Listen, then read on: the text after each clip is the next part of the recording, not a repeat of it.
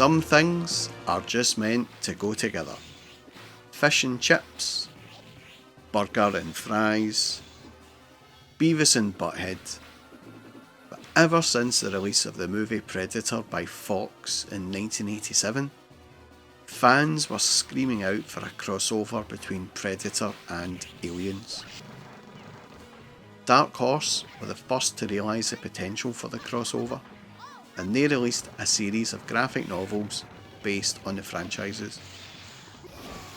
Movie audiences were also given a hint about this crossover near the end of Predator 2, when Danny Glover was on board the Predator craft and seen the trophy cabinet. For there was an alien skull fixed to the wall. And in 1994, Capcom released this video game that was based on an early draft of a movie script of a film adaptation of those graphic novels. Sadly, the film never came to be, but that didn't stop Capcom releasing the game, and thank goodness they did, for Alien vs Predator is one of Capcom's greatest arcade games to ever be released. The game comes as a 2 or 3 player cabinet, with the player being able to play as a single player or multiplayer with up to 2 friends. 4 characters are available for the players to use. There are 2 cyborg soldiers, Major Dutch Schaefer and Lieutenant Lin Kurosawa, and 2 predators, a hunter and a warrior.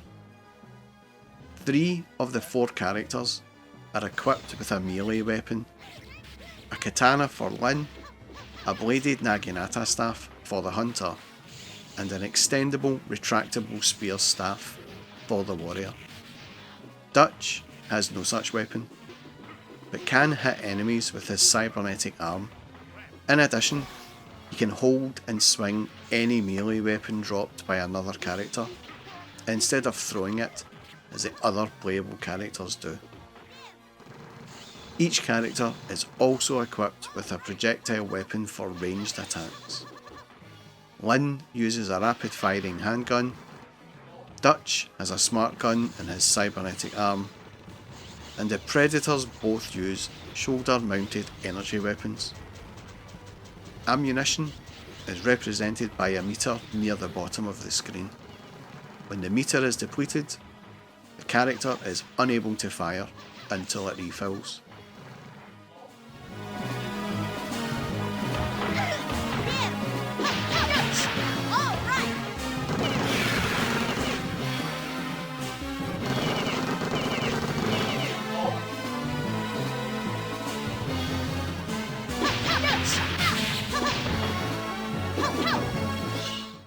Assorted weapons, such as grenade launchers and flamethrowers, can be found or taken from fallen enemies, but these have a limited ammunition supply.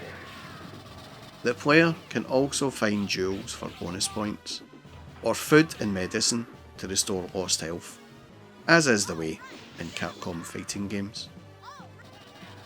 The action takes place over 7 incredibly tough and very busy levels, and the game takes about an hour to beat.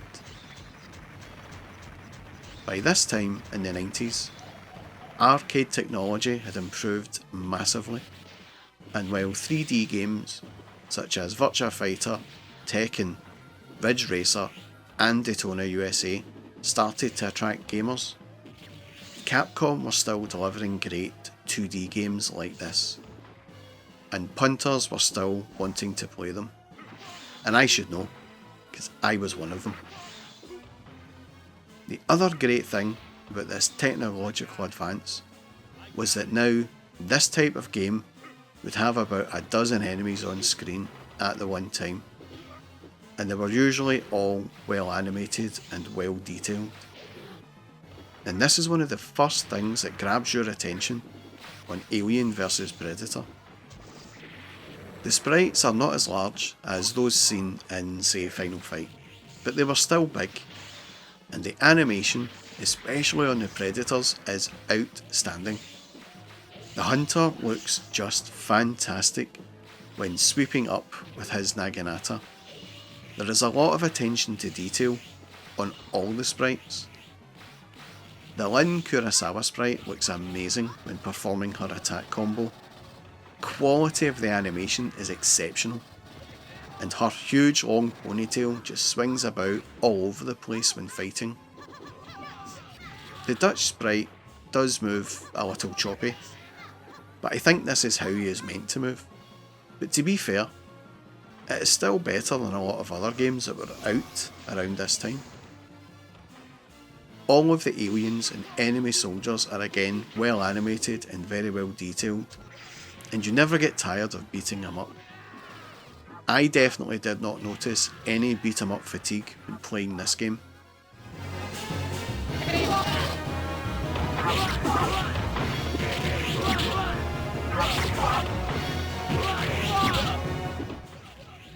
The backgrounds look great as well, especially in the alien queen's nest. With the egg pods and the secretions all over the floor, this game does an outstanding job of capturing the look and feel of the Aliens movie. Of that, there is no doubt.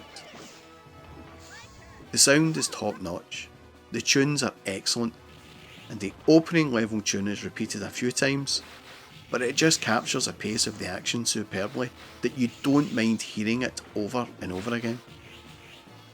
The sound effects are great. The pulse rifle sounds, the smart gun sounds, and the sounds of the knife as it flies through enemies is just amazing. This is from an era when Capcom were producing hit after hit, and this game has to rank up there with one of their best ever.